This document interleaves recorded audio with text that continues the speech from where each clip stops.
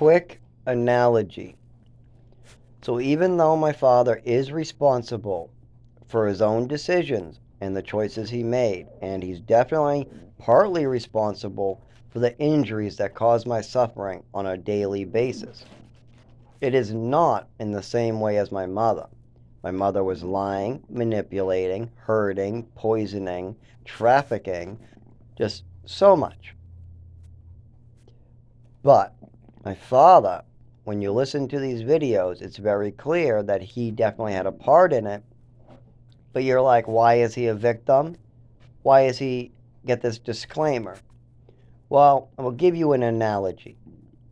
Let's say a friend of yours asks you to drive him to the market. Okay?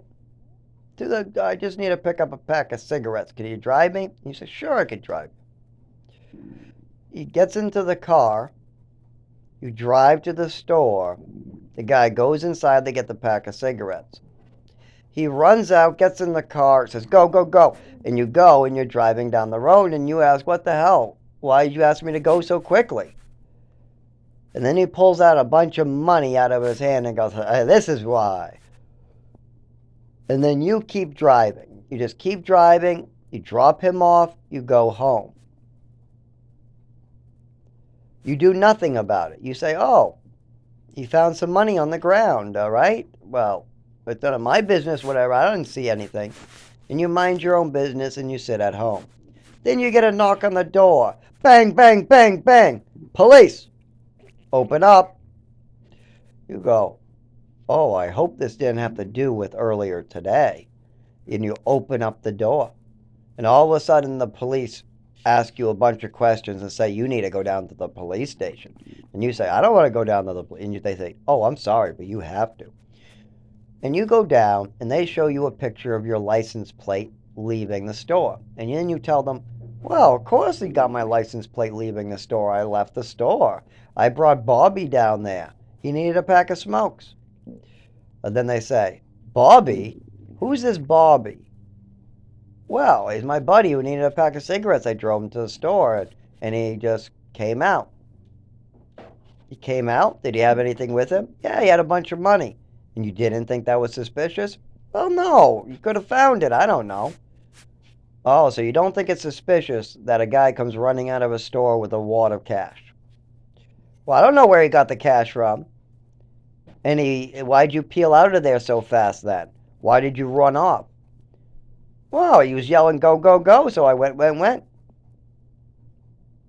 Yeah, I'm not sure. I think that you might have to come back and talk to us some more.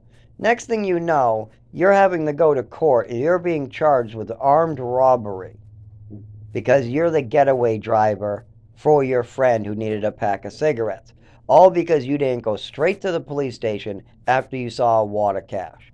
As soon as you heard, go, go, go, and you saw a wad of cash, as soon as those two red flags came up, it was time to go to the police station and say, hey, my buddy just came out of the store with a wad of cash and said, go, go, go. I don't know if it means anything, but here was my location. Here's where it happened. Have a nice day. You know why it's important to handle these red flag issues? Because if you don't, people get hurt. Yes.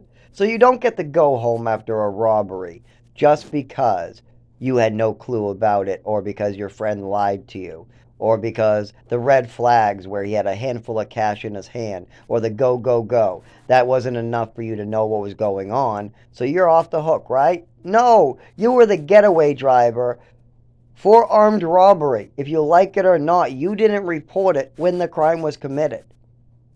Same thing with my father. When my mother was committing a crime, like adopting somebody else's child and then poisoning that child and then causing a neurological disorder after an overdose and then lying and manipulating doctors and then trying to prevent teachers from helping that child when they realized what was going on, then making choices like ballet and taking them out of all doctors, out of all schools, and moving them to the other side of the country. And then when that child talks to doctors again about his neurological disorder, taking him out of that school and those doctors and putting him in New Mexico with no doctors, no teachers.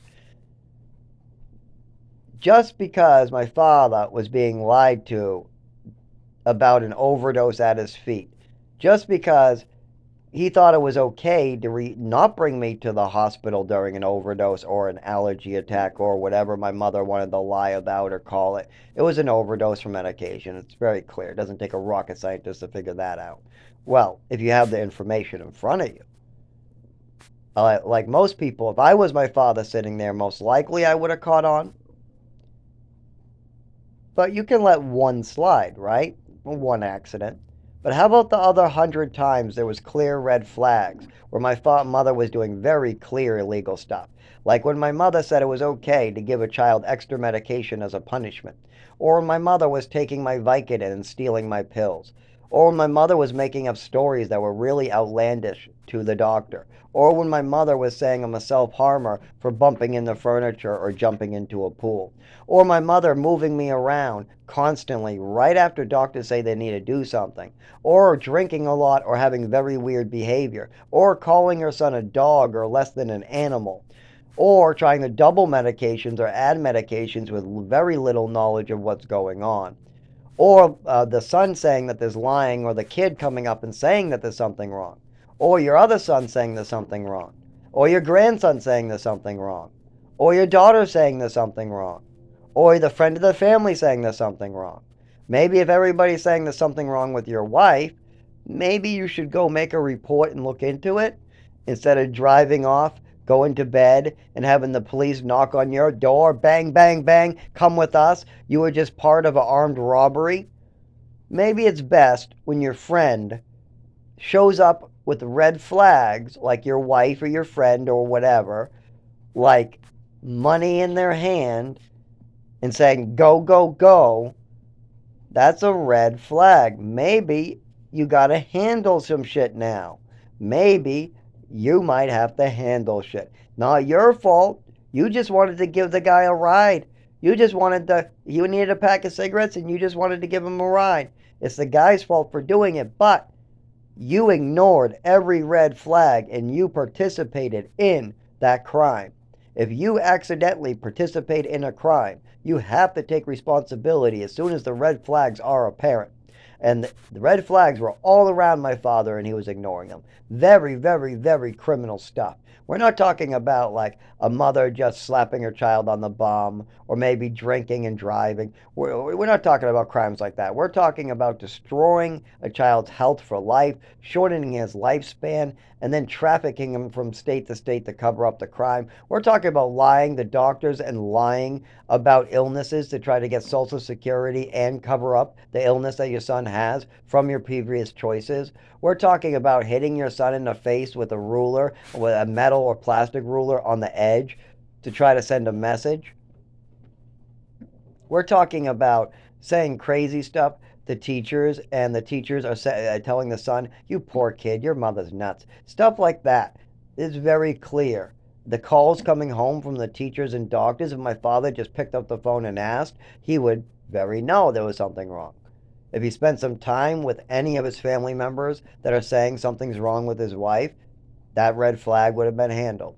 But my father didn't want to handle the red flags, so I have to die for that. Because the guy committed armed robbery. The police aren't knocking on the door yet. I'm literally probably the guy bleeding at the counter waiting for the police to arrive. There's an armed robbery. A guy goes into the store, robs the place. My father's the getaway driver for my mother, and I'm the guy behind the counter bleeding to death, waiting for an ambulance to arrive. But for me, it might not ever arrive. My father might keep on, driving home and staying in his house. And the guy who committed the robbery or my mother that committed the crimes, she already got away with it. She's already dead. The guy who did the robbery, he killed himself. He's gone.